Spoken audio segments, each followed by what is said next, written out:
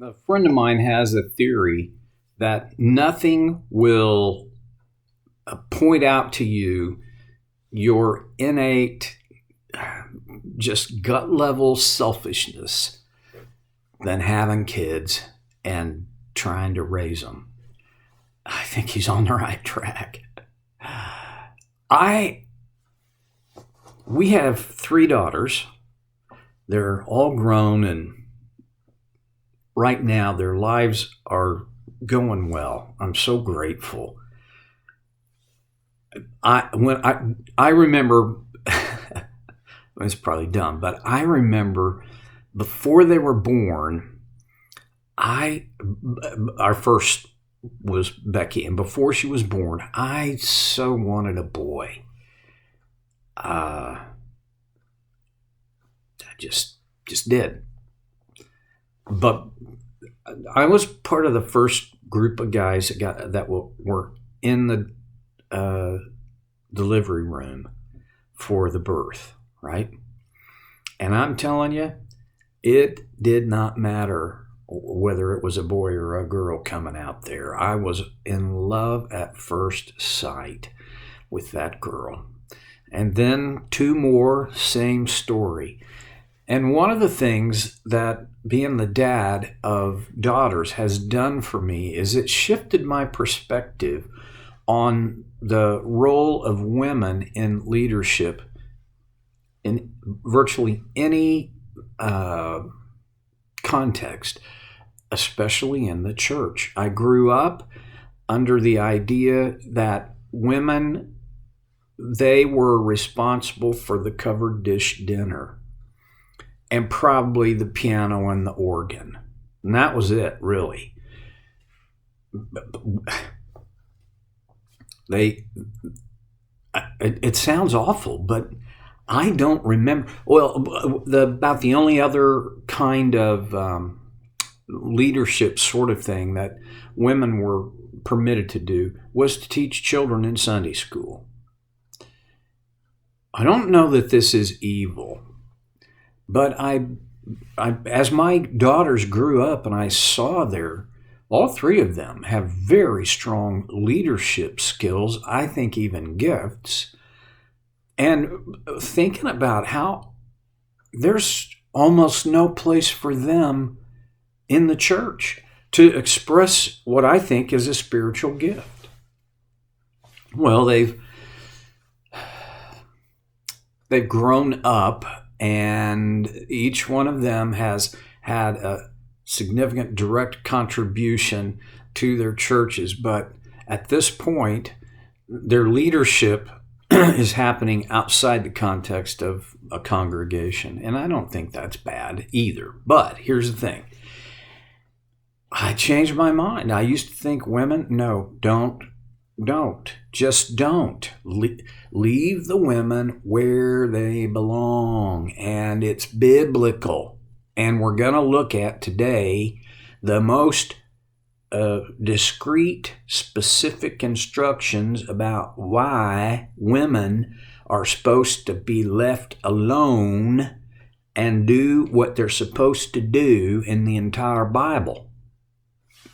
You can tell I grew up in kind of a narrow-minded, I will even say basically redneck kind of religious environment. We're in 1 Timothy chapter 2, and we talked about the easy part of this, where we talk about the outward appearance of women, which is supposed to be overshadowed by their inner beauty. And in verse 11, Paul goes on. A woman should learn in quietness and full submission. Wow. Okay.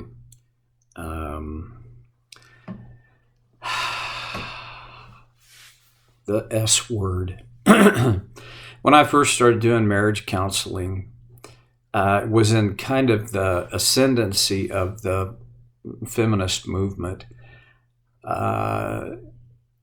And I didn't know any better, which I'm kind of glad for. So I always did a Bible study as starting with the second half of the first meeting and bleeding over into another, at least one more meeting, where we studied Ephesians chapter 5, beginning in verse 21. And if you go and read Ephesians 5 through the end of the chapter, one of the things you're going to come across is the word submit.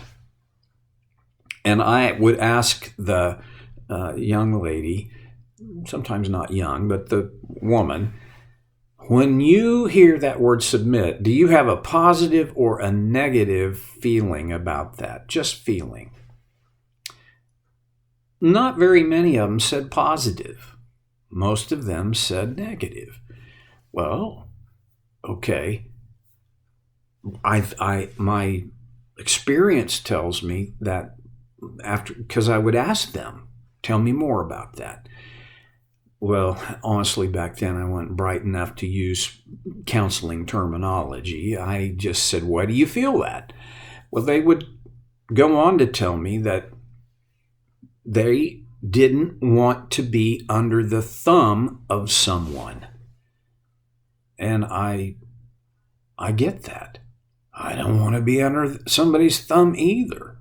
But there's a misunderstanding sometimes about this word submission and what it means and how it should be applied.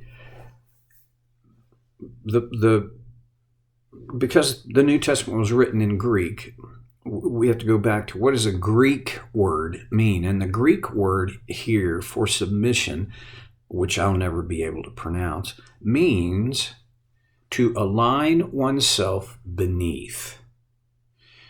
There's a couple of things that it doesn't assume so much as it involves. One is, in its best form, submission is voluntary, to align oneself. Now, submission can be voluntary or it can be forced. When submission is forced, you are under the authority, you are placed under the authority of another against your will, in spite of your will. This happens fairly routinely in all kinds of settings and contexts. For many women still today, and some of these women are married to church-going Christian men. There's this sense that the husband is up here and the wife is down here. That's not really what Paul's talking about when he uses this word submission. He is talking about a voluntary alignment. It's not about value. It's only about role. Now, this is very true in the Ephesians passage from chapter 5 that I've talked about. And here, Paul says a woman, and by the way, if you have the NIV, you probably have a footnote there for the woman. Could also be translated a wife. You see, the context here that Paul's talking about within the church has to do with husbands and wives, really. But a wife should learn in quietness and full submission. Well, that it could sound like it's you get in the kitchen, get those shoes off, and you're going to be pregnant. You stay in the kitchen where you belong. And that I don't think that's the point.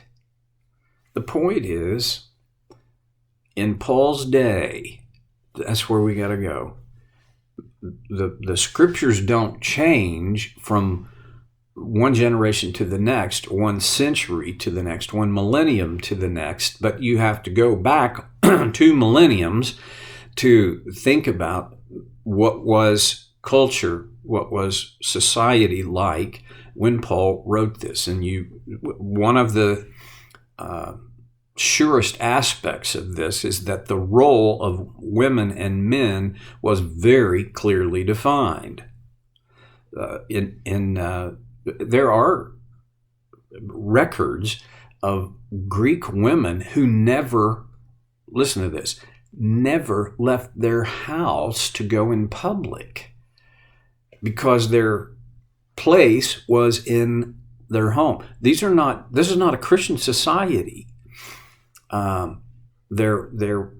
Women could participate in commerce and in business, but it was a little bit uncommon when they did. Now, yeah, they did. That's against the current. Okay, women in Paul's world were, I hate to say it this way, but they were second-class citizens. In a Jewish household, women were just almost the property of their husbands. That is not what Paul was referring to. What he's talking about is that this concept of position in role, not value, that a woman should learn in quietness and full submission. So, okay, there is no way this is not going to get gnarly. It already is pretty cloudy. And I don't want to make Paul say something that he didn't say. I will say, if you draw a first, my sense is drawing a first conclusion from this, I'm thinking, okay, so what he's saying, it could be saying women need to not utter a peep. You stay put. I don't think that's what he was saying, but that could be a first impression. A second impression I have is, I think one of the things Paul's talking to here, or speaking to, is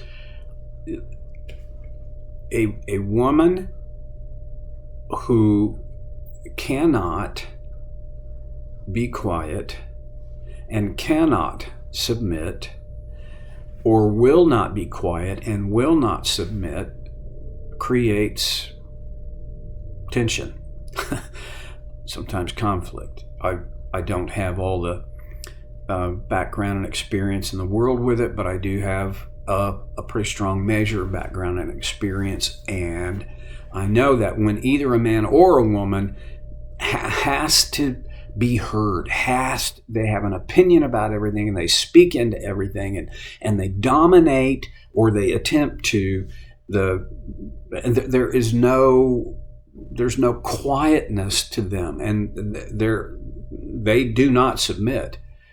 Well, there's a message in that. And in Paul's world, that was not a positive message to the culture that the church was trying to reach. Quietness and full submission. Okay, I can't get around it. There is a sense in which Paul was a very,